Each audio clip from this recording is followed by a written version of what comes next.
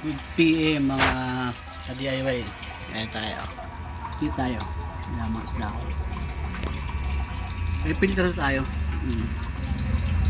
Isa, pagawin natin doon. Lagyan natin ng ka-oxygen. Madalas maglalagay na ako dito ng ano, ng mga tubo, PVC.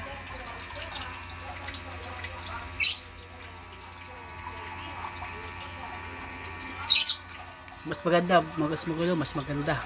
Buhay na buhay yung halangan ko. Mga guys.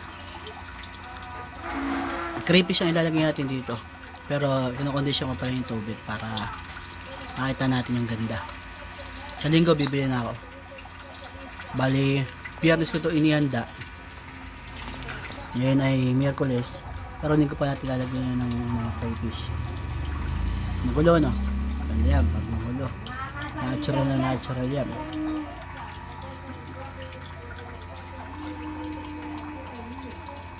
Okay po, salamat po.